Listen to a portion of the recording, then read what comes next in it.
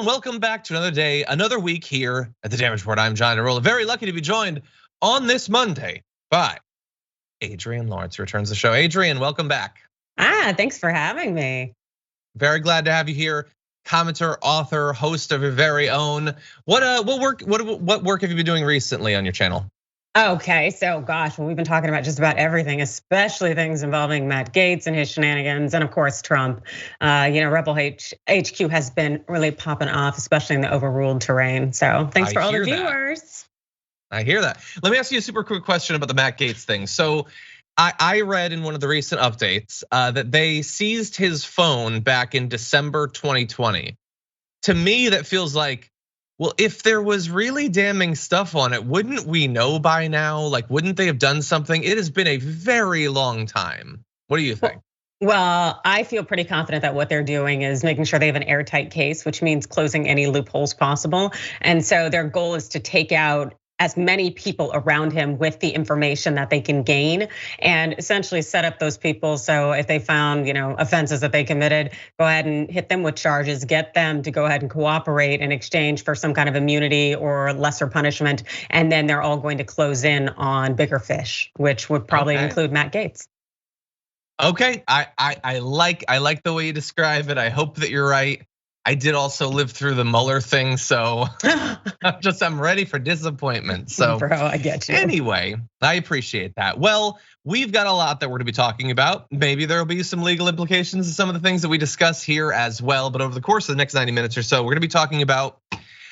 There's some kind of controversy about. It's a guy who hosts a podcast. I'm not really familiar with the podcast, but we're going to see what it is that he said. People have been talking about it. Mike Pence's big comments from last Friday. The response from the Trump circles has not been very positive, so we'll update you on that. And we've got mountain lions, and we've got small little clarifications in the news, and we've got BPA, and you might have hormonal problems as a result of BPA. We got a lot of stuff that we're gonna be talking about. So thank you for joining us on this fine morning. If you wouldn't mind hitting the like button and sharing the stream, that would be great. We'll respond to some of your comments as we go. And with all that said, Adrienne Lawrence, you ready to do this thing? Let's rock. Okay, I like that response. That's one of the best start of week responses I've had for a long time. Okay, let's rock. Joe Rogan has another apology video that came out over the weekend as a result of more videos of the things he's said that have come out. So with that said, let's dive into the second edition of his apology. Hello, friends. I'm making this video to talk about the most regretful and shameful thing that I've ever had to talk about publicly. There's a video that's out that's a compilation of me saying the N-word. It's a video that's made of clips taken out of context of me of 12 years of conversations on my podcast, and it's all smushed together, and it looks horrible, even to me. Now, I know that to most people, there's no context where a white person is ever allowed to say that word, never mind publicly on a podcast. And I agree with that now.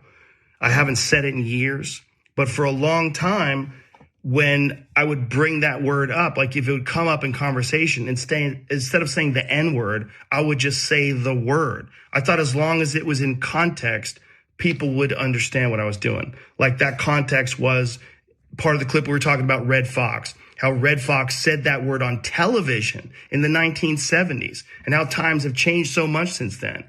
Or about how Richard Pryor used it as one of the titles of one of his albums. Or I was quoting a Lenny Bruce bit, or I was quoting a Paul Mooney bit, or I was talking about how Quentin Tarantino used it repeatedly in Pulp Fiction. Or I was talking about how a Netflix executive, ironically, used it because he was trying to compare it to another offensive word, and he said it out loud, and they fired him. Not calling anybody or just saying the word out loud. Okay, so look, he starts off, Adrienne, by saying it's shameful, it's the worst thing. He said it looks terrible, even to him, and then he attempts to add the context to it. We've previously talked a little bit about this on the show, but we haven't spoken about it with you. So what do you think about the context that he described in that video? Oh, I think it's just a cop out. If you're going to have so many videos removed by virtue of you just saying a word that you claim is essentially been taken out of context to some extent, it's like, no, there's a bigger problem here, especially because often it definitely seems that he doesn't seem to fully appreciate that the people he was quote unquote quoting, essentially it's okay if they use the word, or if it's okay if they speak like Richard Pryor. There's a reason that certain people are using that term, but that doesn't mean that you get licensed to use it. Yeah, well, look, let me say what I think the context that makes it okay is. No, because it doesn't matter. And he just needs to learn. It's not about stop trying to. Also, context seems like the context he's talking about seems a bit broad. Look, I would not say it if I were quoting someone. I understand in years past, some people did do that. We can debate whether that was ever acceptable or whatever. It sounds like his defenders make it seem as if that's the context he's talking about. He was directly quoting someone. And some of the examples that he gave, he says he was quoting people. But sometimes it seemed like he was just, well, we're talking about the fact that somebody said it. So while talking about this, I'm gonna say it. That doesn't seem like it's taken out of context. That seems like you kind of feel like you found like a hole that you can slip through to be able to say it. That doesn't, I don't know. I think you're absolutely right. That's what he was doing. Taking that as an opportunity to say the word and to feel like he has license to say it in some way. It just kind of upped his shock jock brand. And the thing is you can't tell me that if he was comfortable saying it in a podcast, that he wasn't comfortable saying it when the public's not watching. So, it's like he had his ass out for a bit. We already knew who he was. Yeah, and by the way, I know, look, if you're watching this and you're a right winger or a big Joe Rogan fan or both, you're like, why are you trying to cancel? Well, first of all, have I ever said he should be banned from the internet? No, we're trying to add content. You guys love to say, no, what you don't get is that we love Rogan because they just debate things and they try to learn. Okay, what do you think we're trying to do right now? People think that the only person who's ever had a conversation is Joe Rogan. The only person who's ever been curious is Joe Rogan. Have you ever listened to another podcast other than Joe Rogan? That's what they're all about, actually. I'm not saying he should be banned. I'm saying we should be learning from this. And by the way, he at least wants you to believe that he is. He said it's terrible. He cringes when he sees it. Isn't it better to have this conversation? We can debate, and I don't know, maybe you can weigh in whether that is good enough or whether that I guess we're even or whatever. But he does at least admit he hates it. There's no context. He wouldn't do it now. All that stuff. Is it they're so mad that this is even being debated? But isn't this as worthy of debate as any other stupid interview that he's ever done in his show in the last 20 years? I think it is, but it's one that's worthy of sincere debate where that person actually has some sense of self-reflection. And the fact that he joined Spotify and allowed a number of those videos or those audio clips podcasts to remain online and accessible to many people, that tells you that it's not necessarily of I know better and now I'm doing better, as much as I know better, I'm doing better, and my God, I got caught. It just I. So you don't buy the first part? No, when he says not particularly. That it makes him cringe. Okay. Oh no. I think easily he would say, well, that's just how it was. I think that that's exactly the same sentiment. It's just a matter of right now, Spotify is essentially under the microscope and people are picking it apart, and he is afraid that they might drop him or do something in some way that would affect his pocket. And so he's trying to sound sincere about it. Yeah, I wonder.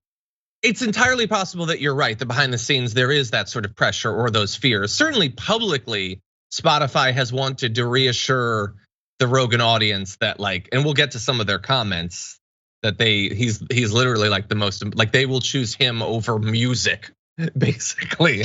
Anyway, let's hear a little bit more and we'll continue to debate. What Adrian and I are doing we're just having an authentic conversation. It's only ever been done once before on the internet. Anyway, so with that, here's a little bit more of the apology video. Very unusual word, but it's not my word to use. I'm well aware of that now, but for years I used it in that manner. I never used it to be racist, because I'm not racist. But whenever you're in a situation where you have to say, I'm not racist. You and I clearly have up. Yeah, I think so. Again, I would take issue with a little bit that I never used it to be racist. Again, it's not 100% on you. You seem to be missing the fact that just using it and using it casually and seeming comfortable with it. Again, it's not up to you to define the intent 100%. But he says, he says that he failed or messed up or whatever. There is one other thing though, aside from just the use of the word, that we should jump into. So let's play one more video and get Adrian's thoughts on this. This has to do with the Planet of the Apes anecdote that he told. The clip from 11 years ago. I was telling a story on the podcast about how me and my friend Tommy and his girlfriend, we got really high. We were in Philadelphia and we went to go see Planet of the Apes. And we didn't know where we were going. We just got dropped off by a cab and we got dropped off in this all black neighborhood. And I was trying to make the story entertaining. And I said, we got out and it was like we were in Africa. It's like we were in Planet of the Apes. I did not, nor would I ever say that black people are apes, but it sure sounded like that. And I immediately afterwards said, that's a racist thing to say. Planet of the Apes wasn't even in Africa. I was just saying there's a lot of black people there. But then I went on to talk about what a positive experience it was and how much fun it was to go to see this movie in a black neighborhood. It wasn't a racist story, but it sounded terrible. And like I said, you can have clunky stories about anything, but not about race. Adrian, thoughts? That's a spin of a lifetime. Like it's a total racist story saying, oh, I was in the Planet of the Apes in a primarily black neighborhood. And this whole, dance he's trying to do to spin this, get out of here, bro. You were leveraging racism and you were enjoying telling your story. I do also love how he decides to put in this thought that, oh, we were high because when I get high, I get racist too. Yeah, right, bro. This is exactly who you are. No, you cannot spin this in a way to just say I was trying to be entertaining and it came off low-key racist, my bad. Yeah, right. You already showed who you were. We got it, thanks. Yeah, I get why the time that something was said is referenced. And look, that is information that we can use with which to analyze it. But just for context, I looked, so it was 10 years ago. So it was 11 years ago. So it was 2011. Like Bridesmaids came out in 2011 and like Thor, like Hangover 2 came. Like it wasn't the 80s. Let's just bear in mind. It was like the same sort of context. Anyway, so those are his apologies.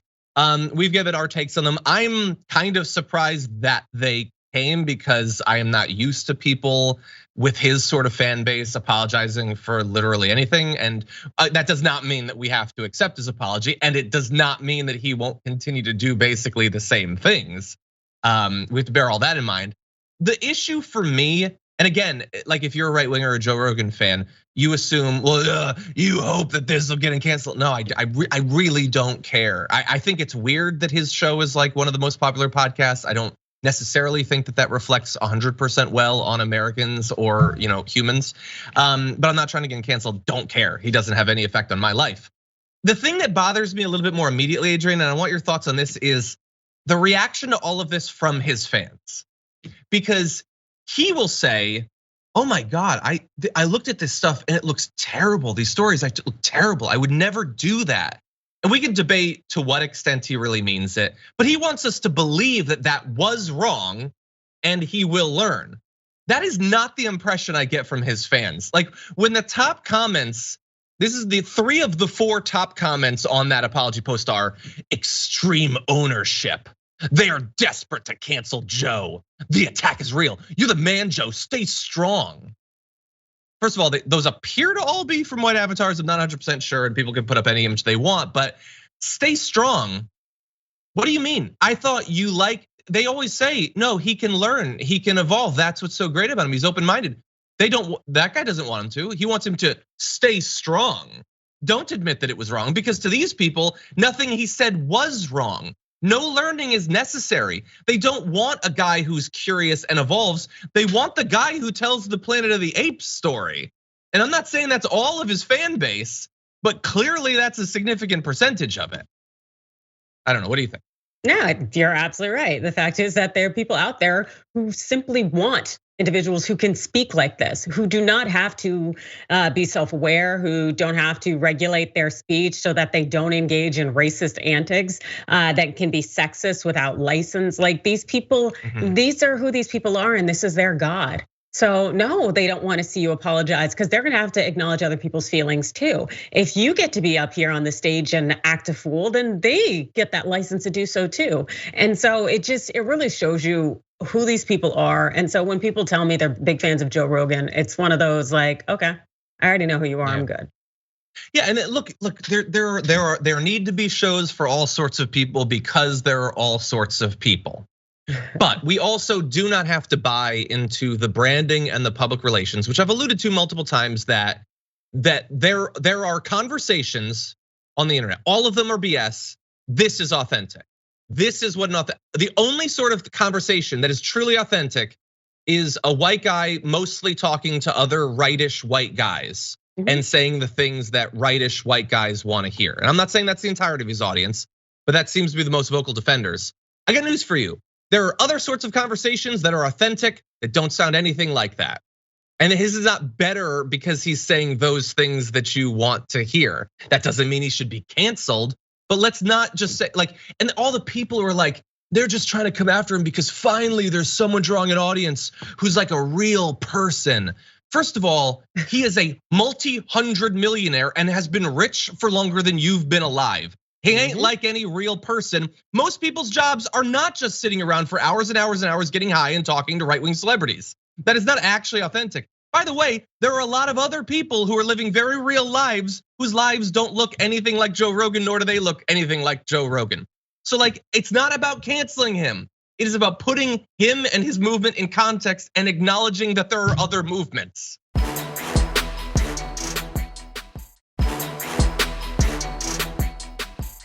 Would you like to hear what Spotify has to say about all this? Sure, let's hear Spotify.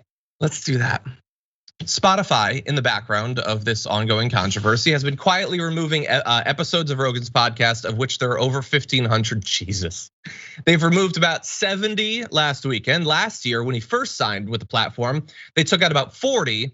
We're not entirely sure exactly why these episodes have been taken away, but he had been doing episodes with like Alex Jones and Milo and stuff like that. Again, remember the people he was platforming for years and years before people really started paying attention.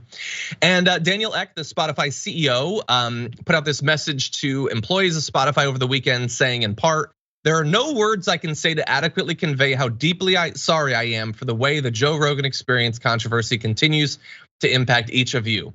Not only are some of Joe Rogan's comments incredibly hurtful, I want to make clear that they do not represent the values of this company." But what are the values of the company? Because he goes on to say, "While I strongly condemn what Joe has said, and I agree with his decision to remove past episodes from our platform, I realize some will want more. And I want to make one point very clear. I do not believe that silencing Joe is the answer. We should have clear lines around content and take action when they are crossed, but canceling voices is a slippery slope that I believe might result in us losing money."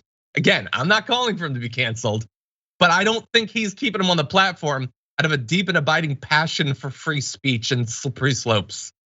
Anyway, Adrian, what do you think? I hate this terminology, this whole canceling, this whole thought of free speech. None of those things are in any way relevant here. Free speech, that's about governmental intrusion. That has nothing to do with anything here. And then on top of that, this whole canceling thought is, come on, have you seen white males be canceled?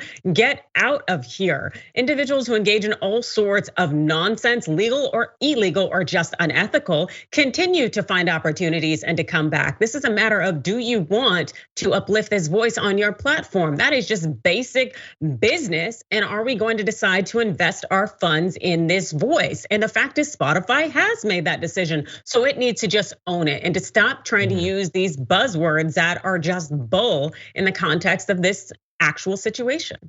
Yeah, and I agree with literally every single thing that you just said. It is about the buzzwords, and it is the shadow political bias to the words that we use, the baked in political narrative that we don't acknowledge. That when you criticize, like I'm not, again, I will say this for the millionth time, I'm not asking for him to be removed from the platform. But let's say that you're a person who is, That is canceling voices. That might be a slippery slope. Okay, so the right and Joe Rogan defenders are against this. Why are you bringing up things he said? Why are you criticizing him? Which might lead you to believe that they hold a value that, okay, these shows aren't for you. Well, there are shows that are not for me. Just, let it be. So what, they don't criticize shows that they don't like? They don't disagree with people who make political statements? They don't go back and mine things that people have said? Don't simply accept these narratives that are clearly not true. The right criticizes, I'm not even saying they necessarily criticize left voices in mainstream media because they largely don't exist. They criticize CNN and MSNBC constantly. They attack the things that they say constantly. They mock them constantly. Why is it okay for the right to do that? But when the left or the center or whatever does it, it's cancel culture, it's silencing voices. Don't accept these politically biased terminologies, okay? Because they have a reason for doing this. It is to allow them to continue to do what they want while shutting down, again, your free speech, which includes the ability to criticize millionaire podcast hosts. There's one or two more points that are gonna frustrate Sophie because she wants us to move on. I'm curious for your quick reaction to this. Spotify says it's gonna invest $100 million towards content from historically marginalized groups after criticism of Joe Rogan's podcast. What do you think about that? I think it's more nonsense. It's a thought that I'm going to just throw some money at it, but also they said like incrementally. Who knows when that money is ever going to show up? And also, who knows kind of the organizations that they're going to make that investment in? The better investment is to have maybe hiring, maybe retention, maybe giving people opportunities as opposed to uplifting these voices that do nothing but oppress and disturb and upset marginalized people. Like you can't have both.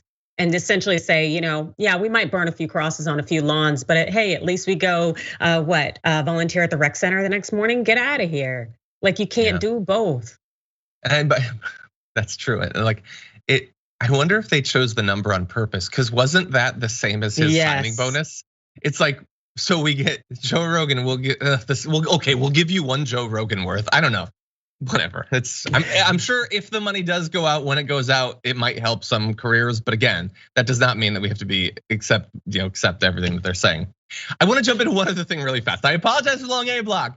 It's interesting, okay, Sophie? Okay. I saw a tweet yesterday, and it's not up anymore for reasons that will soon become clear.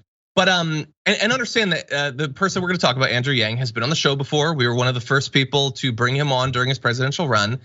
He weighed in on the Joe Rogan thing, and he had this to say, and I just want to have a quick little talk about it. He said, "I don't think Joe Rogan is a racist. The man interacts with and works with black people literally all of the time." There was a second tweet. This isn't up either. That says, "Do I know black friends of Joe's who would swear by him? Yes, I do." Now, obviously, everybody gets to have their own definition of what constitutes racism or racist behavior. Based on the reaction of the tweet that I saw, Adrian, this is not one that many people immediately agreed with. What do you think of it? So I essentially have these conversations every day. In addition to the many things that I do, I am an executive at Jennifer Brown Consulting, where I really actually break into racism and how it works and helping people understand this so they can be more inclusive and self-aware. And essentially, Andrew Yang just stepped in one of the oldest, most shenanigan tropes. This thought that your proximity to people of color in some way absolves you of being racist. That's essentially what he's peddling, and that's often what a number of white supremacists like to peddle as well. And the fact is that is completely not true. It doesn't matter how many friends of color you have, how many black friends you have, whether you used to date Asian girls in college or whether you adopted a black kid or something of that narrative. Proximity does not matter. It does not affect how racism actually impacts people's lives and whether you are perpetuating it or a beneficiary of it. And so that's why Yang got torn apart so much online, because we know plenty of white people who were plenty racist and they had black people very close to them. Oh, shucks, we could even go back to Thomas Jefferson. The fact is that proximity does not matter when it comes to racism, and that trope really needs to die. So in that, you just identified a lot of things that are not, in fact, actually shortcuts that stop you from ever being identified as racist. So what is one? Because you just cut out a lot of territory that's been very classically used to defend behavior. Are there any shortcuts? There are no they're no showcrats. Sorry, bro. Yeah, and by the way, like I understand a lot of people are gonna dunk on Yang, and I get it because it did not seem like a thing that was very well thought out. But again, he gets to have whatever opinion he wants, and for whatever it's worth, I have had talks with him, and while I disagree with quite a bit of his more recent political activity, he has always seemed to be trying to help. That does not mean that you always will. So Andrew Yang, I am sure came to that trying to help. That was the intent, but maybe not the outcome. That's all I'm gonna say, Andrew, if you come across this. You seem like a nice guy, but that was not it, as the kids say. Anyway, with that, we're gonna take our first break. I would go on to talk about the Dwayne Johnson thing, but I think Sophie would reach through the screen and kill me. So we're gonna take a break. When we come back, we're gonna be talking about Mike Pence as well as the human document shredder after this.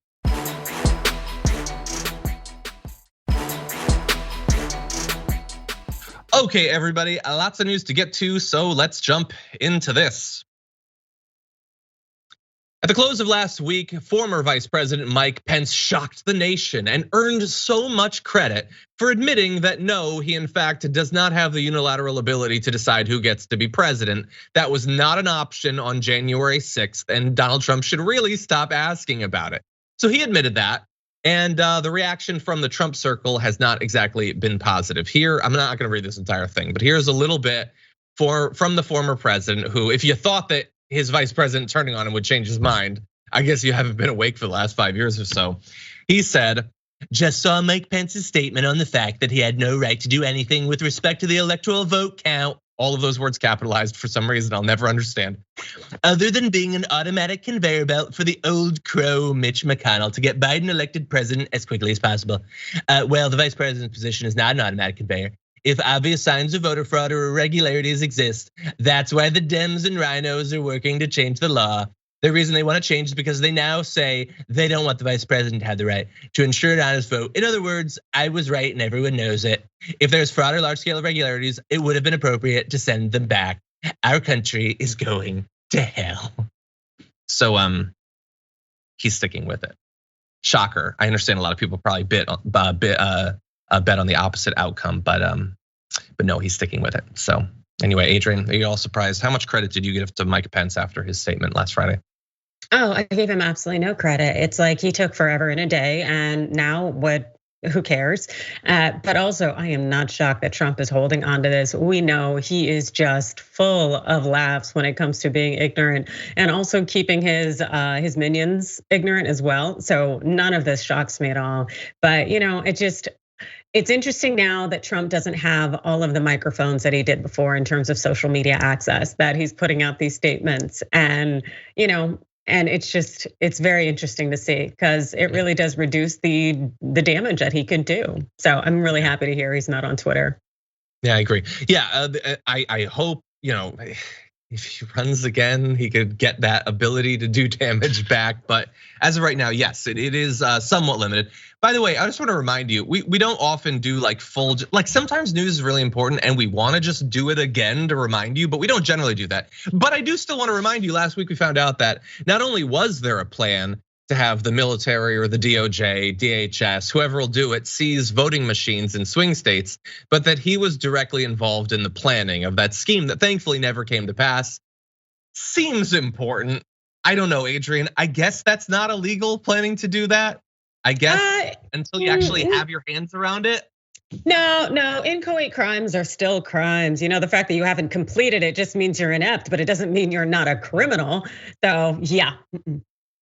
Yeah, probably. Well, I didn't understand all of those words, but I get the general gist. Anyway, so that was Trump's. I'm totally joking. I know what it means.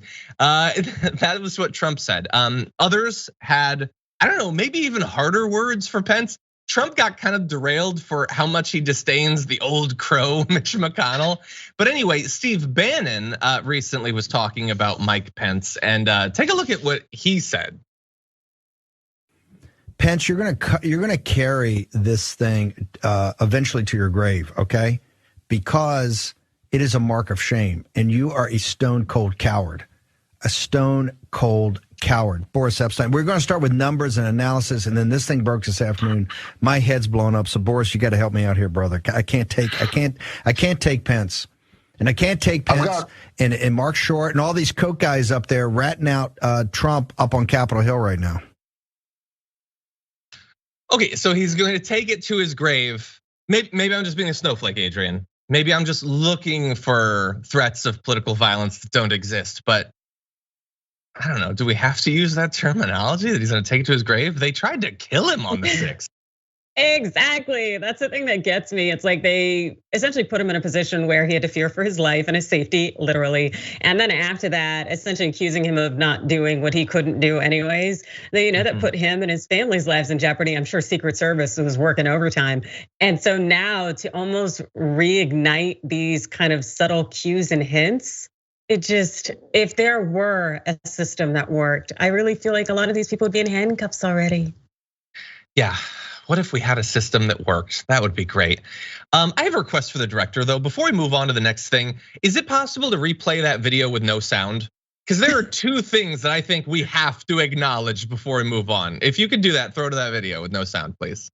There's a quote, there are no conspiracies, but there are no coincidences, which I already hate as a quote. And it took me a moment to realize that says Stephen Bannon below. That does. Wait, you can do that?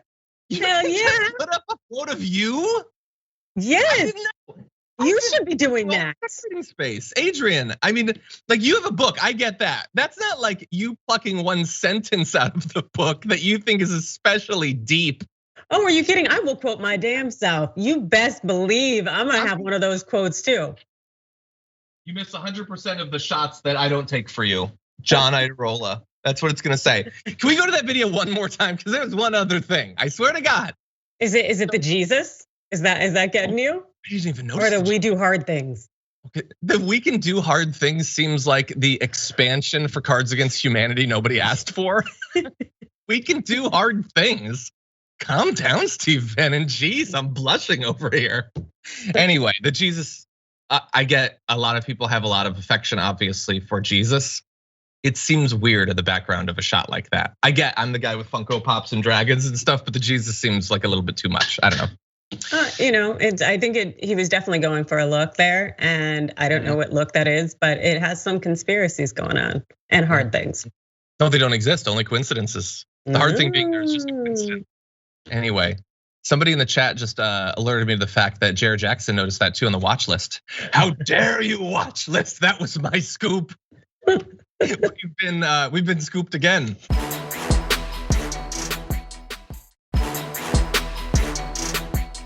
Let's jump ahead to our next story. The National Archives and Records Administration, which by law is tasked with making sure that we have access to the documents and correspondence of past administrations, apparently had to haul away multiple boxes from Mar-a-Lago of documents that had been taken from the White House to there for some reason. It apparently includes records of communications, gifts, and letters from world leaders. And that is, I'm being told, a violation of the Presidential Records Act. Because of course, the act never said, well, you can just take it home with you if you want. That's fine too. You could do that. You can put it in like a storage shed in Reseda or something. No, you have to give it to them. Anyway, they also let us know that it is quite frequent actually that administrations will have little violations of this. It's a lot of documents. You expect some errors might come up every once in a while. But they did say that the Mar-a-Lago thing's out of the ordinary. There's never been like that many documents that have been transferred intentionally out with the outgoing administration. And in addition to them being there, also, they said that some of the records were ripped apart and then had to be taped back together. So that's exciting, that's fun work. Why would that happen? Well, no, Trump just rips up the documents. Interviews with 11 former Trump staffers, associates, and others reveal that Trump's shredding of paper was more widespread and indiscriminate than previously known. And despite multiple admonishments, that is amazing, extended throughout his presidency, they had to figure out policies to help because he won't stop. Think about that. The shredding of paper was more widespread and indiscriminate is how you talk about a new puppy, not how you talk about the most powerful politician in the planet. Just give me the papers I need to. Trumpy got a shred. That's Nope, that's what he did, Adrian. Yeah, no, he has no respect for the law whatsoever. Just this thought that he is above everything and he can do whatever he wants. It's just really to the detriment of our nation. But it does seem more like a toddler, a puppy, a child who's out here ripping up documents and then also taking them home. Who knows what he destroyed, to essentially engage in destruction of evidence so that things can't necessarily be tracked back to him. Like, this is wild to me. Yeah. Well, and not to jump ahead, don't worry about the graphics, but apparently they also just bagged up and burned documents too, which is generally the sort of thing you do when you're totally complying with the law, when you're mass burning documents. But look, we joke, and we just did, and we will in the future, joke about the fact that he has this toddler habit of ripping apart papers, and I don't know, like apparently on the presidential desk, he couldn't have anything he could fit in his mouth because he just puts everything in there. But think about like if you're one of the people working, for instance, I think they had aides at the office of the staff secretary or the Oval Office operations team. They would come in after his meetings and there's just shredded paper everywhere. And they would have to then tape it back together. I don't know for sure. It's possible that that's just a thing that people get hired for, those groups. But probably if you're working in the White House, you're a conservative, right? You're probably a Trump fan. You're probably on the right. And your job is to spend hours taping paper back together because like they've asked him to stop, but he just won't. So now your whole job is doing that. Like, wouldn't you lose so much respect for that person and their movement? Maybe I'm petty, I don't know, I would. No, I don't think that you are petty or anything. Like the fact that this individual is not complying with the law and feels the need to tear up documents despite being told multiple times. Like, again, you're not a puppy, you are a person and you are supposed to be like one of the major leaders of this world. So yeah, I would lose a lot of respect for that individual. And by the way, like the multiple stories now have come out. He rips apart stuff. He stole a bunch of documents, brought them to Mar-a-Lago. They had burn bags.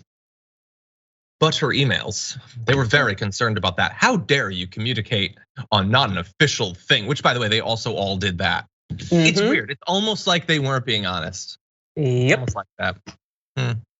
Maybe someone should look into that.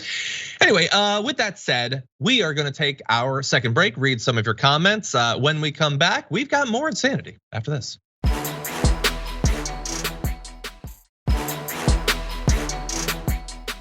Okay, everybody, with that, let's have some unfun. Thanks to America. You know how like the new right-wing thing is anything we don't like, we're gonna let you sue people for $10,000 over? Well, we've got another thing to add to that list, and it's coming to us thanks to Oklahoma Republican Senator Rob Standridge, who, by the way, not for anything, that's him. Anyway, he introduced a bill that would allow people to sue teachers if they offer an opposing view from the religious beliefs held by students. So if a teacher says something that offends a religious student, the parents can sue the teacher for $10,000. Or education. That's just what education is and probably always has been. So his act is named the Students' Religious Belief Protection Act. It says that parents can demand the removal of any book with perceived anti-religious content from schools.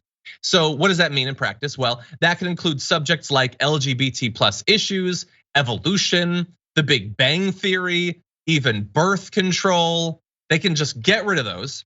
Teachers could also be sued a minimum of $10,000 per incident, per individual. So I really hope you have a small classroom size, because you could be up for a couple $1 million with a big enough room. The fines would be paid from personal resources, so schools could not help out the persecuted teachers.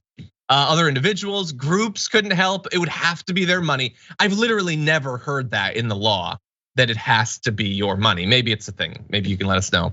But anyway, yeah, the goal is to not only weed out the books, which again, they want to do that. They want to cancel those books as part of their culture, but also create a safe space for presumably Christian students who get offended by what's taught. Adrian, what do you think about this?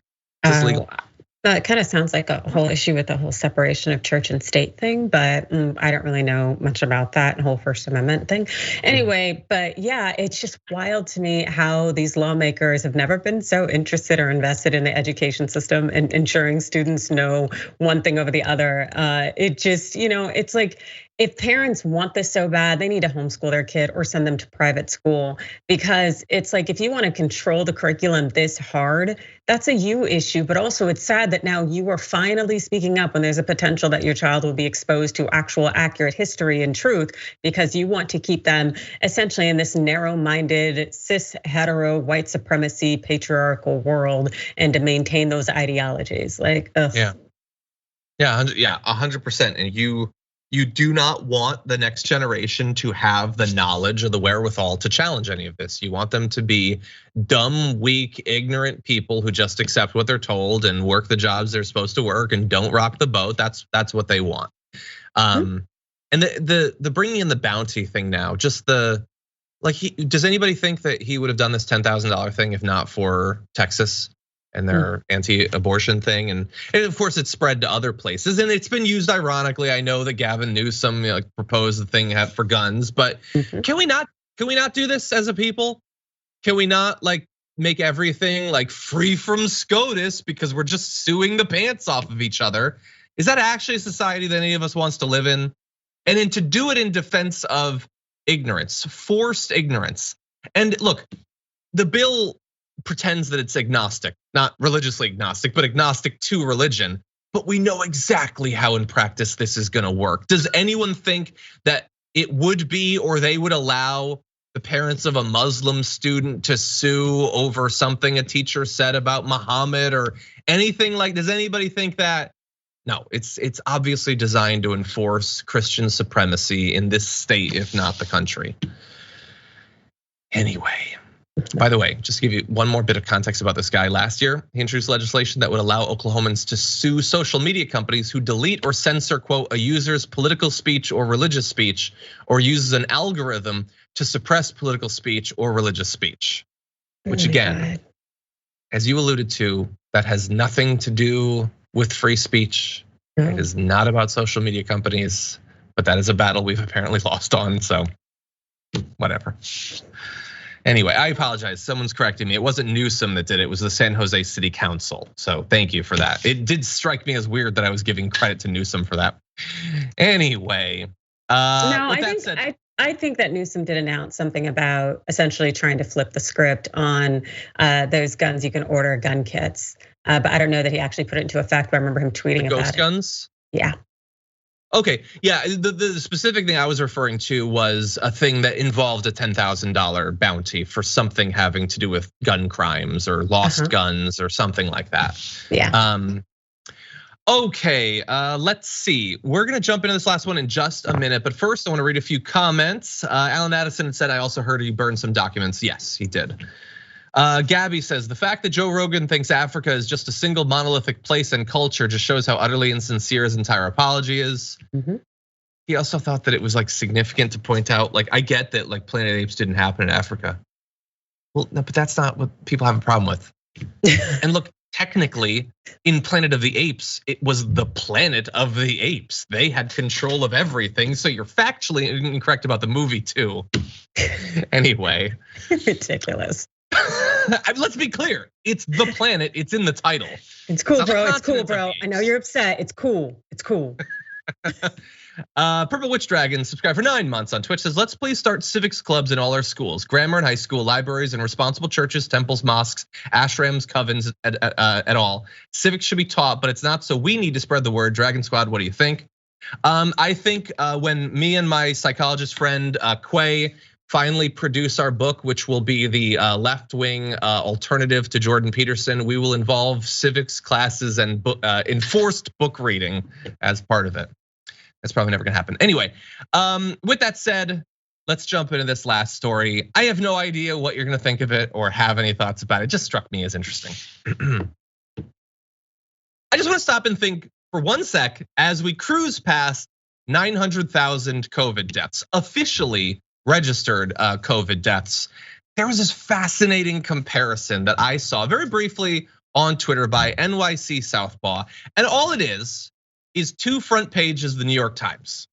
The first is this. It says, US deaths near 100,000, an incalculable loss. And you see there, I believe, just names of people who've passed. So 100,000 It is so striking, so gut-wrenching that we should acknowledge the names and we should cover the front page with them. And then this, bring up this front page. By the way, a little bit different. It's down below the map. 900,000 dead, but many Americans move on. It's so I get that it was incalculable before, but whatever it was incalculable toward, it is 9 times more incalculable than it was. But we're moving on. Doesn't that suck, Adrian? Oh Doesn't my God, that suck? It really just says like, oh, oops, like we are desensitized to the number of deaths, the people that we're losing as a result of this virus. Like, this is sad. We are just desensitized. Yeah, and look, I have no doubt that when we inevitably pass 1 million, they'll do another big front page, but the text of the 900,000 is the same exact size as the portion that says Power Games on first day of Olympics. Good. Yeah, I think Wordle got more attention. What's that? Wordle. New York Times buying Wordle probably got more attention, more play. That's true. Yeah, God, it's smaller than the announcement about the jobs, and I get it. That's good news. We have that, but it's 900,000. Yeah. But by the way, I do want to point out one thing that people have added to this conversation. I don't like that we just accept, but people move on. I'm a cynic, and I get that. Like, I'm very annoyed by the complaining about any sort of protective measures, but like, they haven't really. We're supposed to believe, no, if you still care about this, Adrian, if you still worried about getting sick, or if you think we should have controls, you're like a little bit weird, because most people have moved on. But have most people moved on? Because when you ask them about things like this, like in this Navigator research study, no, people still support mask mandates. They still almost 60% support vaccine mandates. These are not, in the American context, in comparison to other policies, these are not particularly controversial measures. 2/3 still support mask mandates. Some people have moved on, yes, but let's also not like weirdly magnify them and make them the norm against which we're weirdos who are desperately trying to stay alive for some reason. Yeah, but I kind of think this is like capitalism at play. You know, the fact that people don't want to amplify that there are still deaths, that there is still reason to be afraid and to be mindful and diligent. Like, they want to pretend everything is going to be fine so that they can continue to generate revenue for these big companies and whatnot. You know, we're about to have the Super Bowl at the end of the week, and you know, the last thing people want to say is that, hey, maybe you shouldn't go hang out in a big arena with a bunch of other people who may or may not be vaccinated and may or may not be, you know, hacking and all sorts of sickness. No, exactly. Yeah. And look, maybe that's not what New York Times means. I mean, I personally think that New York Times is and has been, as you say, like this is not about people moving on, although some have. This is about corporations wanting to get back to normal. They want you at your desk. That's what they want. And you get to make a decision. I think you should be able to make a decision about that. Maybe you want to. Maybe you want to go back. Maybe you feel safe going back. But they want you to go back, and it ain't about your safety. But anyway, yeah. Let's like if you lost someone in the first 3 months of the pandemic, that is a tragedy. If you lost someone to COVID yesterday, that is still a tragedy, a needless tragedy. We've not moved on from that, or at least I haven't. We haven't. It still is terrible. It is still causing untold suffering. And you can see here that we seem like we're moving out. This next chart, we seem like we're moving out of the Omicron wave. But remember, like you see where it says 7-day average? You see that? That was like the dark winter. We thought that peak was really high then. And then look at Omicron. Do you think it's impossible that I will show you a chart in 8 months where the Omicron wave is the small one? I hope so, fingers crossed. But let's not move on too prematurely. Anyway, with that said, that is all the time we have for the first hour, but we do have more time, more stories, more Adrian coming up after what will be but a short break. So if you're on Twitch or YouTube or the members app, don't go anywhere, we'll be right back.